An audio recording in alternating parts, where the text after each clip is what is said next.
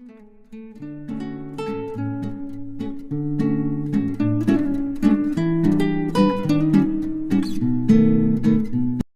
ดีทุกท่านนะครับบรรยากาศช่วงเช้าครับผมนะครับเดินทางไปงานแต่งงานใจนะครับก็เดี๋ยวพาไปชมนะครับบรรยากาศในงานนะครับว่าเป็นยังไงนะครับตอนนี้กำลังเดินทางนะครับเดินทางไปที่นะครับบ้านน้องโจทย์ครับผมบ้านน้องโจทย์อำเภอเมืองจังหวัดขอนแก่นนะครับขอบคุณพี่น้องนะครับขอบคุณ FC สุขุมสุขคนครับทั้งฟังไทยฟังลาวแล้วกับพี่น้องทางต่างจังหวัดหลายๆจังหวัดหลายๆพื้นที่นำนะครับขอบคุณพี่น้องสบายดีพี่น้องทางสปป.ลาวนำเด้อนะครับขอบคุณทุกท่านนะครับเดี๋ยวพาไปชมครับพี่น้องครับบรรยากาศช่วงในงานเป็นแบบใดแน่นะครับประเพณีงานแต่งนะครับที่ประเทศไทยนะครับเป็นอย่างไรแน่นะครับฝากไปถึง FC พี่น้องทางสปป.ลาวนำแน่กันแล้วกันนะครับวันนี้ระบบเสียงนะครับจะเป็นนะครับรถแห่นะครับแมงสดิ้งพาจวดนะครับที่ผมได้ดูแลระบบอยู่นะครับเป็นมือเศร้ามือมีไข่นะครับสำหรับรถแห่คันนี้นะครับเดี๋ยวลองไปชมกันมึงนะครับเดี๋ยวไปถึงหน้างานนะครับเดี๋ยวพาพี่น้องไปมึงนะครับเดี๋ยวตัดไปช่วงถึงหน้างานเลยกันแล้วกันนะครับ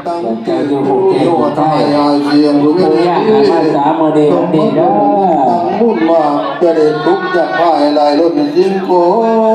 นให้เนื้อน้องคือน้ำไหลมานั้นเนตไปเป็นเอกหรือล้นคนยอมตัวไตรเอ็นอันใดไปได้สมดังมโนหมายตั้งเงินเขามีหลายโกดตีกองลานให้กินท่านเลยล้นอันนี้สมนั้นสมบัติสมมาแพงของเจ้าดังบัดเอ้ยเมื่อมาเด้อกูเด้อของเอ้ยเปิดหลายรอบมาห้องมาตู่มาห้องดอกบัดเก่ามาแจกความยินดีกับครูบ่าวสาวเด้ออยู่หวันยืนบางทีสีสุขสุขภาพแข็งแรงสมศรีสองเจ้าคือผู้เจ้าอีกแต่งมาผู้แฟนเงื่อนยาวถึงเท่าตับต่อต่อหอยปกเต่าเทระพ่อจะมีบุตรตาพ่อหน่อยไปเพื่อใช้โบที่ที่จังหวัดลงมาตกเต็มดอกไม้แก้มเปลี่ยนสอนทางมือหรือพูดเด้อขอเด้ออยู่ใส่มาวันนี้วันนี้ครับผู้ลำปาเสียงตะวันแดงผู้ลำปาไม่คนทั้งสองหอยกูก็ไม่ได้เห็นลมทาขอให้เจ้าผู้สิมังว่านี่ต้องผ่าปัสสาวะเป็นร้อยคนนี่ต้องเสือตัวเกลียวปักเกลียวคนจะมีอาศัยกับนิ่งหาสู่เตาขอให้ว่าสาวันนี้เห็นว่าสาเกตเตาถ้าดอกโบราณพันในมุกถ้าจะมันมีเจ้าเต้งไว้ไอ้ว่าถ้าจะไม่ป้านเปียกสวยรุ่งยิ่งไม่บุญเอาจะมาใจกองมาพี่น้องบ้านใต้คอยหาเจ้าแล้วที่ดาบ้านเหนือคอยเบิ่งเจ้าแล้วมันนักหมายเบิ่งเจ้าคุณความสู่พ่ายแท้แล้วเกินมาถึงจะว่าจะบ่อยง่ายพรมไปใหญ่ได้ตั้งโตไปผูกเจ็ดใจคนจะมาผูกเจ็ดคอยคนจะยู่เป็นผู้เรื่องสองไอ้คนหนหักคอคือนำพองคุณเลื่อนในหลายปีเดือนได้ลูกไหวปล่อยขาเลยนั่นข้ามมีผู้นั่งกันล่าเป็นไม่ว่าหลังว่ามีแนวท่ามวันไทยมีผู้มาเป็นไปท่านสมัยระวังใจเย็น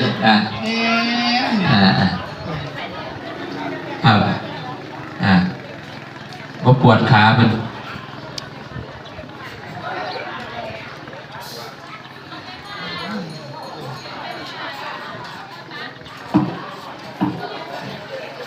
แต่พี่น้องขึ้นเขาบ้านครับเบียร์แบบไม่ที่ดีเลยเบียร์เยอะ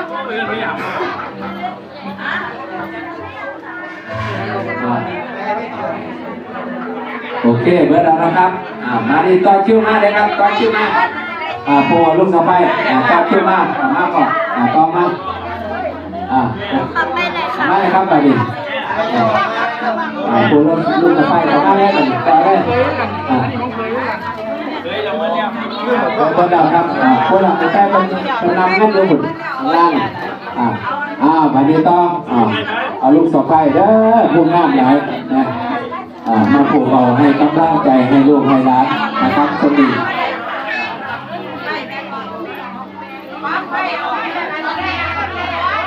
ร้านไทยของช่างไฟเอามาเด้อชุมนาแล้วช่วยกันครับช่วยกัน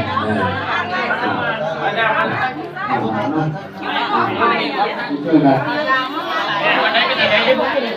อย่าลืมนะครับด้านขวามือรับของชมด้วยนะครับเอามาได้ลูกพร้อมกัน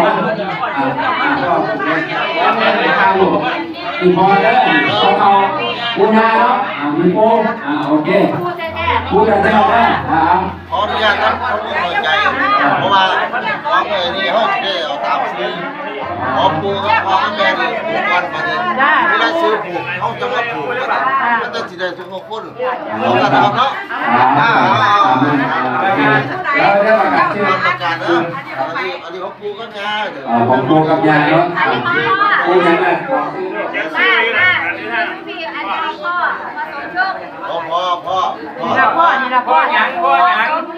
อสมยงบอกให้ถูกได้ทีแรกไอ้ของถูกอะไรกันบ้างพวกแกเมียาถูกย่าเนาะเมียาแม่จันเพ็ญบุญหาญาเกิดต่อชื่อมาให้บ้านนี้ไปได้ไปที่พ่อเนี่ย ไอ้บอกชื่อมาแล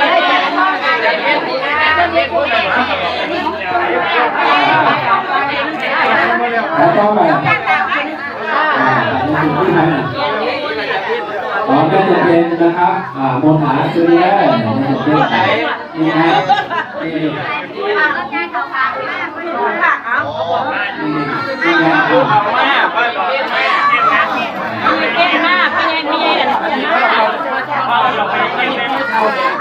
เป็นผู้ที่พอเข้มเป็นผู้ใช่หลัก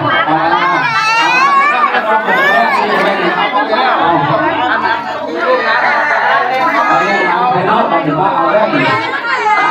อาจารย์ก็จะเจอกันไหนนะ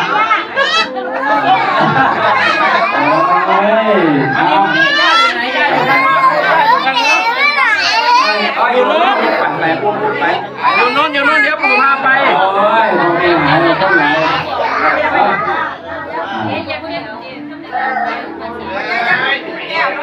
ขออนุญาตหลายๆด้วยครับเพื่อนผมมาจะมาเนาะอยู่ในทุกคนก็จะถื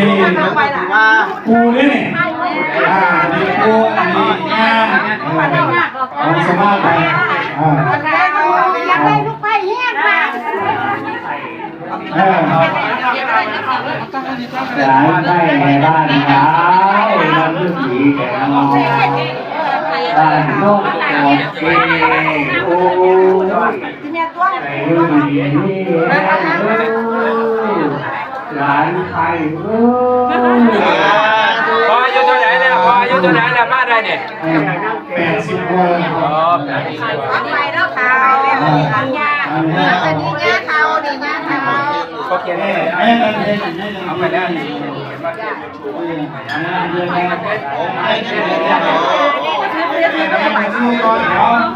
ชั่วไปแล้ว